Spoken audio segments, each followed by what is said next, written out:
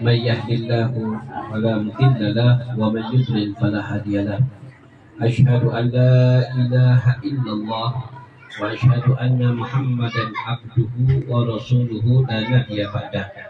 اللهم صل وسلم على سيدنا محمد الفاتح لمغلق الخاطر بالسبب ناصر الحق بالحق والهادي إلى صراطك المستقيم وعلى آله وصحبه حق قدره ومقداره العظيم.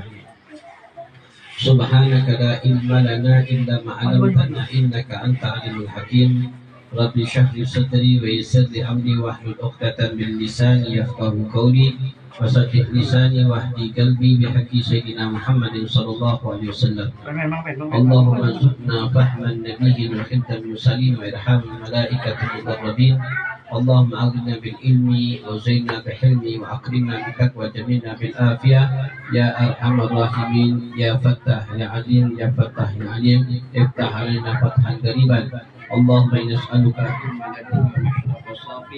يا وهاب يا غني وصلى الله على سيدنا محمد النبي وعلى آله وصحبه وسلم. الحمد لله رب العالمين. Ma'asyiral hadirin rahimakumullah, alhamdulillah, segala puji dan syukur kehadiran Allah Subhanahu wa taala yang masih memberikan kita suatu nikmat yang sangat besar, yaitu nikmat sehat wal afiat. Dengan nikmat sehat wal afiat kita bisa hadir di dalam salah satu tempat yang penuh barakah, tempat yang penuh rahmat, tempat yang penuh maghfirah dari Allah Subhanahu wa taala, yaitu tempat yang tadi sudah kita membacakan Yasin ya. Kemudian dilanjutkan dengan Ratibul Haddad dan dilanjutkan dengan duduk majelis ilmu. Ini pasti tidak akan kita ragukan lagi keberkahan maghfirah. InsyaAllah kita akan dapatkan pada malam hari ini.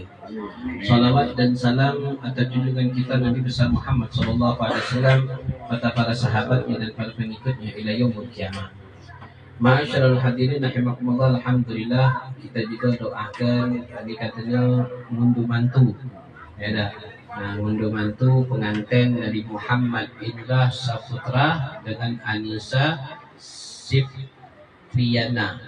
Nah, kita doakan agar pernikahan yang sudah berlanjut, sudah lewat, dia menjadikan pernikahan yang sakinah, mawaddah, warahmah, yang bisa mendapatkan keturunan yang soleh, yang soleha, yang bisa membuat senang hati Nabi kita Muhammad SAW.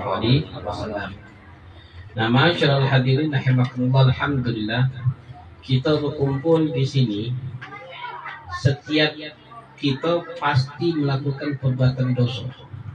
Jadi kalau seandainya kita pengen bertobat atas dosa yang kita lakukan, sengaja atau tidak sengaja, kita termasuk manusia yang paling baik kata Rasulullah.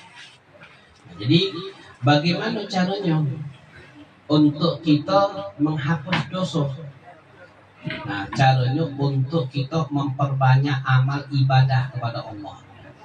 Seperti apa? Seperti kita duduk di sini. Duduk di sini dari tadi kita baca Yasin. Kemudian dilanjutkan dengan pembacaan yaitu Ratibul Haddad. Duduk lagi kita majelis ilmu. Kalau kita nak hitung-hitung amal ibadah, gila banyak. Sampai dikatakan oleh Nabi kita Muhammad SAW di dalam Al-Quran, Allah SWT jelaskan, ulaika yubaddilullahu sayyiatil hasanah. Sesungguhnya Allah itu mengganti dari perbuatan jelek yang kita lakukan dengan perbuatan yang baik. Kenapa? Karena kalau kita duduk majlis ilmu, baca Yasin, baca roti, baca duduk majlis ilmu, ini suatu perkara yang baik.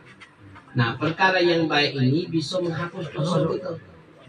Jadi dosa-dosa kita itu akan hilang, akan terhapus dengan banyaknya kita duduk di dalam majlis ilmu. Maka diceritakan dulu di zaman Khalifah Sayyidina Umar bin Khattab. Zaman Sayyidina Umar bin Khattab.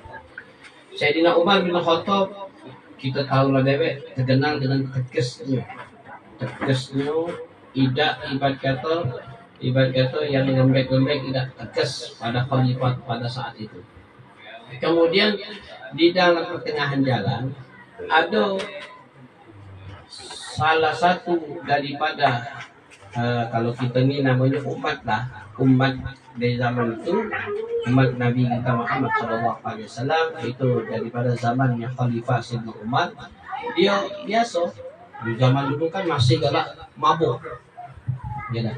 Mabuk itu tuh dibawanya botol, botol ini berupa B, kalau kita ini namanya dulu namanya khamar, dibawanya berupa khamar. Di jalan dia berjalan bawa bin tadi itu, bawa khamar tadi. Kemudian pas di jalan tadi dia ketemu dengan Sayyidina Umar. Ketemu dengan Sayyidina Umar, takutnya luar biasa. Ya karena Sayyidina Umar ini kalau sudah ketahuan mabuk pada saat itu dicambuk 40 kali, kemudian ditakdir, habis ditakdir kalau tidak mau ini diasingkan orang tersebut. Itu hukum Islam. Takutnya luar biasa. Akhirnya apa?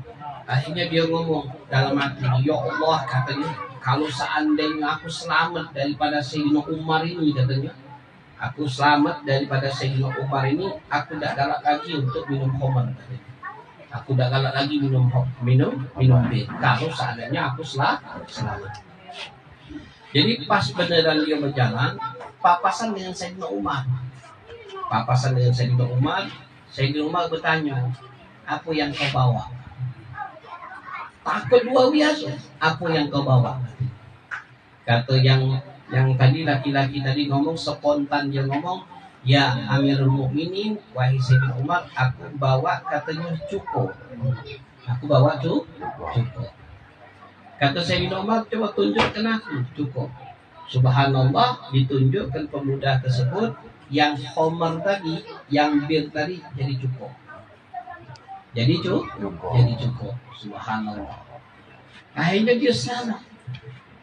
Itu baru takut dengan makhluk Allah. Makhluk Allah, Sayyidina Umar itu makhluk Allah. Allah rubah dari khamar jadi cukup. Subhanallah. Itulah di dalam Al-Quran Allah jelaskan, ulaika yubaddilullahu sayyi'atin hasanah. Sesungguhnya Allah ini cukup dari khamar, Allah rubah cukup. Makna dosa yang kita lakukan akan dirubah oleh Allah menjadi sesuatu kebaikan. Dengan apa? Dengan kita melakukan perbuatan yang baik. Jadi jangan kita takut. Setiap kita melakukan perbuatan baik, duduk majlis ilmu, kemudian duduk daripada majlis Rasulul Haddad, berzikir kepada Allah, ini suatu perbuatan baik. Kita dewek tidak tahu. Suatu saat yang kita ketika menghadap kepada Allah, dulu kita melakukan dosa, akhirnya kita melakukan perbuatan baik, dosa kita tidak ganti sama sekali. Hapus. Kenapa? Allah ganti dari kejelekan kita menjadi perbuatan baik. Nah ini pentingnya. Kenapa anak tegaskan? Kalau kita nak ibadat kata, kalau kita nak bertobat sama Allah, ada orang yang bertanya, Manulah anak pengen bertaubat sama Allah. Dosa anak banyak. Apa yang anak lakukan? Anak tak nak nyuruh dia sholat. Anak tak nak nyuruh dia puasa. Anak nyuruh dia untuk duduk majlis ilmu. Kenapa duduk majlis ilmu? Duduk majlis ilmu ini, ya dah, sejam atau tidak sampai sejam dia duduk majlis ilmu, maka dia dapatkan pahalanya seperti orang yang sholat 1000 rakaat. Wong yang menengok orang yang sakit 1000 kali. Wong yang ngantar jenazah 1000 kali fadilah. Maknanya 3000 keutamaan yang Allah berikan. Baru keutamaan itu dah. Jadi untuk apa lagi? Duduk majlis ilmu, dia duduk dalam majlis ilmu, kadang-kadang tidak sampai 1 jam. Dia mendapatkan 3000 keutamaan, 3000 kebaikan di sisi Allah Subhanahu wa Ta'ala. Tapi kalau seandainya dia melakukan sholat, mungkin di antara dia bainahu wa baina Allah, antara dia sama Allah belum tentu diterima. Ini benar-benar sudah diterima oleh Allah karena duduk dalam majlis ilmu. Nah itulah pentingnya majlis ilmu ini, jangan sampai kita tinggalkan. Sampai kalau dulu pernah belajar di Yaman dulu, di kota Hadramut, itu kadang-kadang duduk gitu, yang ngajarnya yang duduk.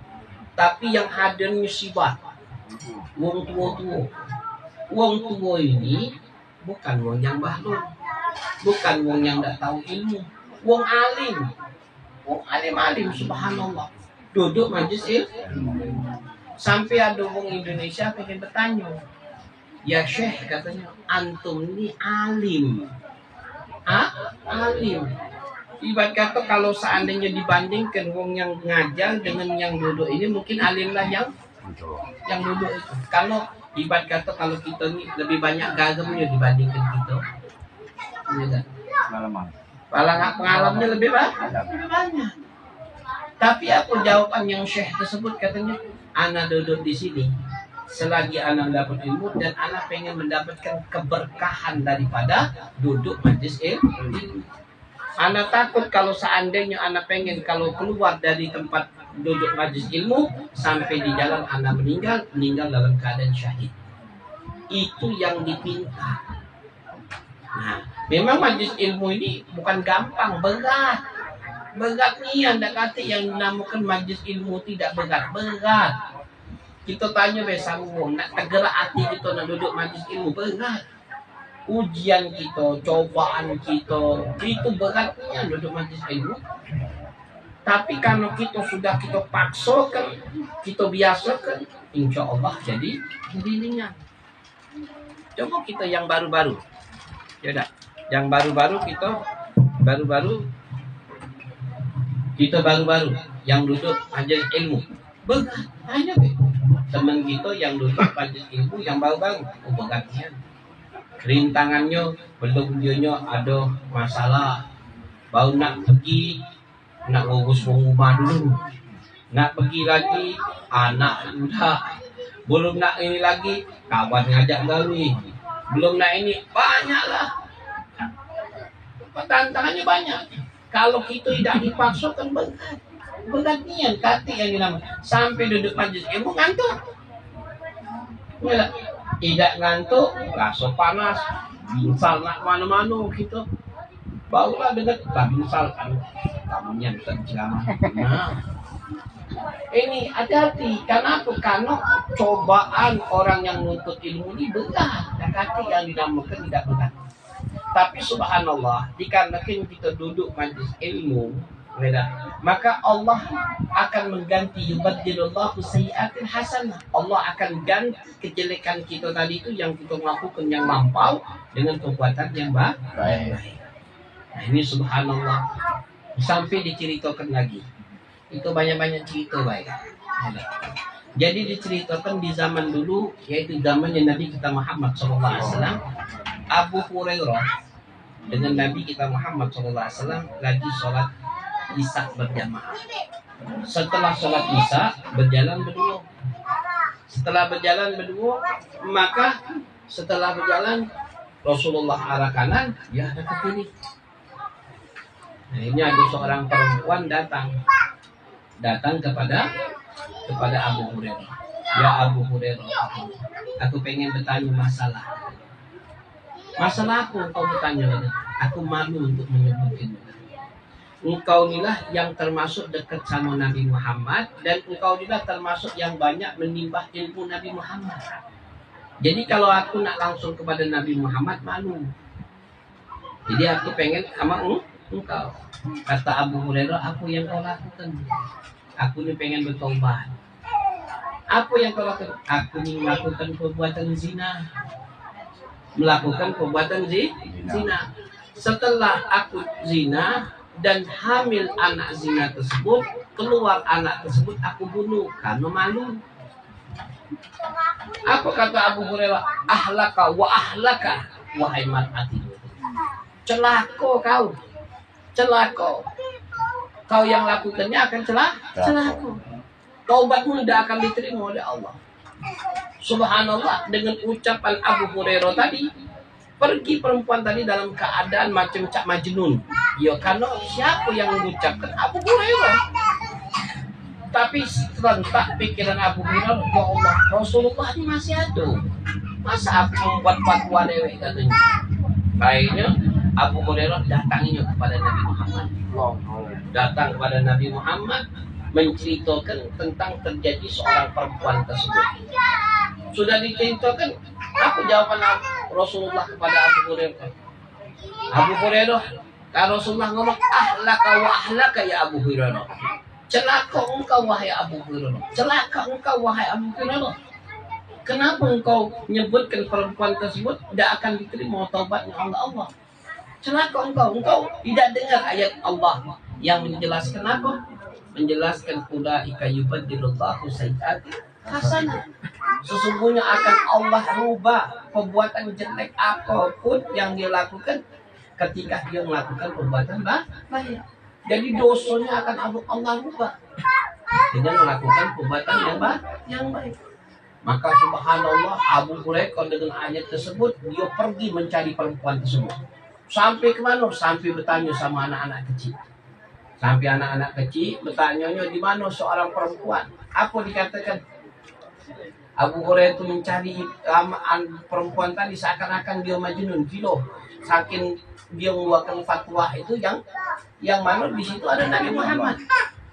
Akhirnya dicari-cari sampai dia di atas gunung. Jadi di gunung ada perempuan tersebut dalam keadaan menangis. Dia hampir Abu Hurairah. Sampai dia hampir Abu Hurairah, wahai perempuan, katanya aku minta maaf, katanya. Aku sudah bertanya sama Nabi Muhammad, katanya taubat pasti akan diterima oleh Allah. Senang luar biasa perempuan tadi, yang mana tadi itu sudah kecewa hatinya, akhirnya dengan suatu tak itu, akhirnya dia senang. Senang, dia ngomong apa? Wahai Abu Hurairah, katanya bilangkan kepada Nabi Muhammad, katanya omongkan aku punya kebun, katanya kebun aku besar, katanya ku infakkan untuk Allah dan Rasul. Subhanallah, memang benar-benar dia pengen tahu. Jadi ibarat kata dianya daripada kebun yang dia punya, maka dia diinfakkannya ke untuk Allah dan Rasulnya di dalam perjuangan Nabi kita Muhammad. Ini jadi kalau seandainya kita ni pasti dakati yang dilakukan kita ni tidak kati dosa, pasti kita melakukan perbuatan dosa. Pasti. Tapi sebaik-baiknya orang yang melakukan dosa yaitu orang yang bertobat atas dosa dia dilakukan. Jadi jangan kecil hati kita. Dulu mungkin kita kekal, mungkin kita dulu tak pernah melakukan perbuatan baik, dulu mungkin galak meninggalkan sholat, maka berusahalah kita bertobat sama Allah. Karena taubat ini dikatakan oleh Nabi kita Muhammad SAW, sebagaimana dijelaskan oleh Imam Nawawi di dalam kitab Riyadhus Shalihin dan ditegaskan juga oleh Habib Abdul Haddad di dalam Salah Ratibul Haddad, disebutkan taubat ini wajib hukum. Wajib apa? Wajib setiap saat. Jadi setiap waktu itu kita bertobat sama Allah. Karena kita tidak tahu. Kadang-kadang kita dosa ini, kita tidak tahu kita melakukan dosa. Kita tidak kasih tahu. Kadang-kadang kita merasakan hari-hari kasih dosa, pasangan ini tidak melanggar apa-apa, tidak melanggar perintah Allah. Kita tidak tahu. Kenapa? Karena mungkin kita keluar dari rumah sudah berdosa. Kita jelek TV sudah berdosa. Kita nyelip film sudah berdosa. Kenapa? Kita rela dengan apa yang kita jelek tadi di TV tersebut. Masalah ada agenda-agenda yang tidak benar, nonton TV ada agenda yang tidak benar, maka kita rela dengan apa yang dilakukan, maka berdosa. Keluar kita nyelip maksiat, yang muka aurat kita berdosa. Tak baca Ustaz, kalau main itu anak jalan mencembeh, ya tak? Tak baca nombor pula kita. Kita memang hari-hari kan berdosa. Nah, sebaik-baik kita melakukan dosa, kita bertaubat. Jadi pasti tidak kati yang kita ni tidak melakukan dosa. Kita pasti melakukan dosa. Sebaik-baik orang yang melakukan dosa, dia itu bertaubat. Karena kata Rasul SAW, at-taibu min dzambi kama la dzamba lahu. Kata Rasul SAW, barang siapa yang melakukan perbuatan dosa, maka seakan-akan dia tidak kati dosa sama sekali. Jadi perbanyakilah untuk apa dia? Untuk kita banyak hadir di dalam majlis-majlis ilmu untuk mempermudah kita dapat pengampunan dari Allah. Kalau kita memang melakukan amal ibadah tidak masalah, tapi tapi lebih banyak, lebih bagus untuk kita memperbanyak duduk di dalam majlis ilmu. Memperbanyak duduk majlis ilmu, duduk Ratibul Haddad. Nah, salah satu Ratibul Haddad ini luar biasa. Sampai kata Al-Habib Abdul Haddad, katanya barang siapa yang menjaga rotibku, katanya Rotib aku itu Rotib Haddad katanya, insya Allah mereka itu meninggal dalam keadaan husnul khatimah, meninggal dalam keadaan yang baik, bukan meninggal dalam keadaan su'ul khatimah. Baca Rotibul Haddad, kalau dulu sudah kita jelaskan, Rotibul Haddad itu tiap malam biasanya dibaca. Tidak sampai 10 menit kalau kita memang baca dewean. Nah, jadi penting sekali adanya majelis ilmu. Dengan kita duduk majelis ilmu ini adalah salah satu penting sekali di dalam kehidupan kita sekarang ini. Nah, ini terakhir cerita lagi ditunjuk. Ya dah. Bagi siapa? Bagi orang yang taubat. Dia diceritakan dalam hadis yang sahih ini. Dalam hadis yang sahih disebutkan di dalam kitab Riyadhus Shalihin, ada juga di dalam kitab khusus ya umat Muhammadiyah, ada juga di dalam kitab hadis-hadis yang Sahih Bukhari juga ada juga diceritakan ada orang yang melakukan perbuatan zina. Setelah dia melakukan perbuatan zina, dia datang kepada Rasulullah. Ya Rasulullah, qad zani ya Rasulullah. Nih, buatku nih, aku melakukan perbuatan zina ya Rasulullah. Aku minta dihukum ya Allah. Had aku kan. Orang di had ini bukan gampang. Di had ini nih uang tuh ibarat kata dikubur hidup-hidup. Nah, tinggal separuh dilempari batu sampai mati. Yang pertama dia dapatkan kemaluan yang luar biasa. Yang kedua kesiksaan dia itu sampai dia mati. Itu namanya melakukan zina. Alhamdulillah. Dia ngomong sama Rasulullah, ya Rasulullah, katanya qad zani ya Rasulullah, aku hamil ini disebabkan zina. Apa dikatakan oleh Rasulullah SAW, ente pulang dulu, keluarkan anak zina tersebut. Ente keluarkan anak zina, kemudian engkau datang lagi. Subhanallah, memang dia pengen bertobat sama Allah. Bukan main-main tobat, memang pengen. Kemudian beberapa bulan dia keluar, lahir anaknya. Setelah lahir anaknya tadi itu dititipnya sama keluarganya, maka dia pergi menghadap lagi Nabi Muhammad. Setelah menghadap Nabi Muhammad, ya Rasulullah, katanya aku yang waktu engkau suruh pulang lahirkan anak zina tersebut, sekarang aku datang lagi. Kata Rasulullah, ya Umar, katanya had ini dihukum. Setelah dihukum, meninggal perempuan tersebut, kata Rasulullah SAW, wahai Umar, sholli, kita sholat. Kata Sayyidina Umar, ya Rasulullah, qad zani ya Rasulullah, dia ini melakukan perbuatan zina. Untuk aku kita sholat. Apa dikatakan oleh Rasulullah? Wahai Umar, katanya, orang ini sudah bertaubat kepada Allah. Dia menanggung kesalahannya waktu di dalam dunia.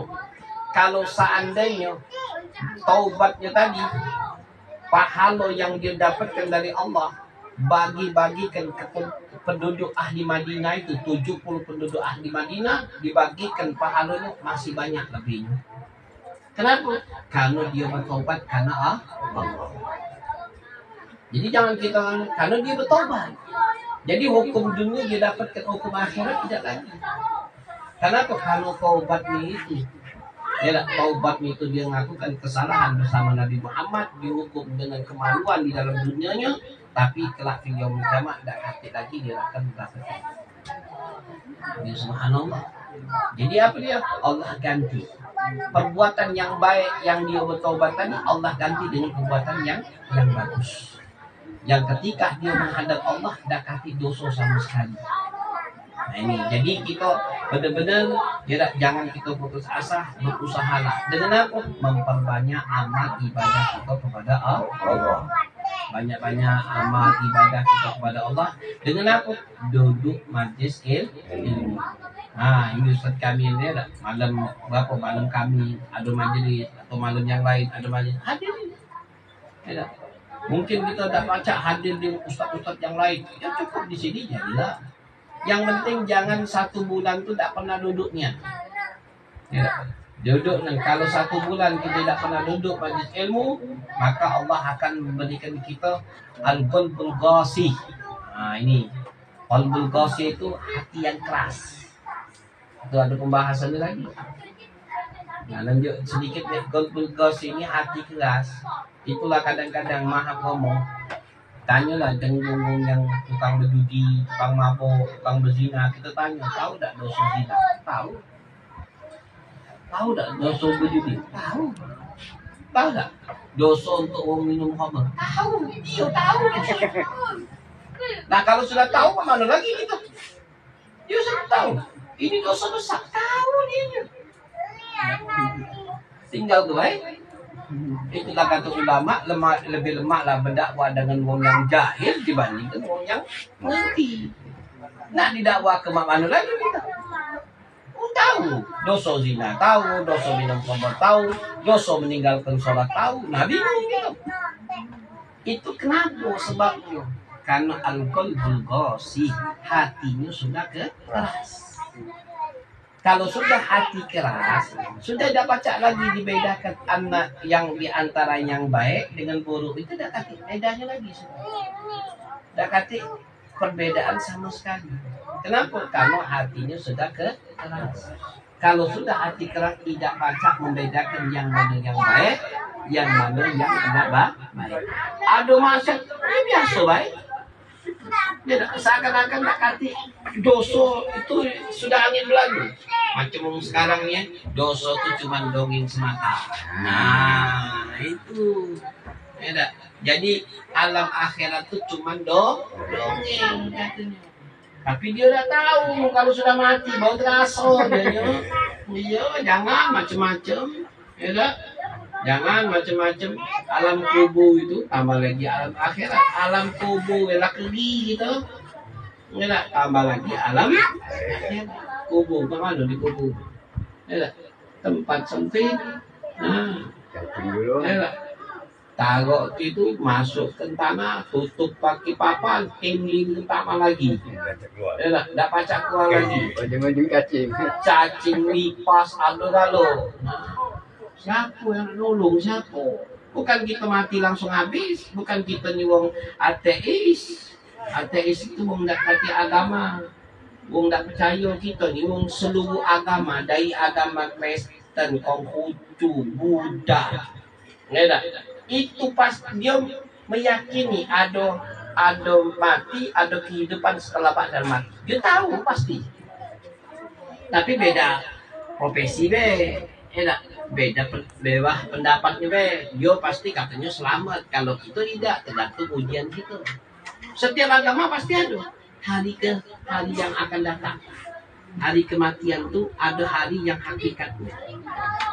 Nah, ini. Nah, kita yakin kan apa yang di dalam kubur kan? Nah, tergantung gitu. Kita kadang-kadang dengan cai ini, habis itu sudah tahu lagi selesai. Karena apa? Karena kita koreksi diri kita. Kenapa? Sebab kita ini kenapa baca lupa. Itulah kalau gua ngadu orang tua kita meninggal ada orang tua kita meninggal, nangis gitu. Nangis. Aku orang tua kita meninggal, nangis. Cobalah 2 hari, 3 hari, habis hilang galau sudah. Tidak diingat lagi. Pertama kita ingat. Habisnya kita lupa. Tapi memang ini yang dilupakan oleh Allah. Kalau tidak nangis terus kita. Nah, tapi harus kita ingat itu terus. Itu biar kita selamat. Itulah yang dimaksud, yaitu akan kita banyak beribadah, beramal kepada Allah. Nah, dengan sedikit ini, insya Allah akan menjadikan manfaat bagi kita. Dan kita doakan juga bagi pengantin tadi itu yang sudah pengantin dapat keturunan yang soleha, yang bisa untuk menyenangkan hati Nabi kita Muhammad SAW. Kalau ini dia soleh, ada masalah soleh, ada nawah hati hati, wa ilaha Nabi Muhammad SAW. Al-Fatihah.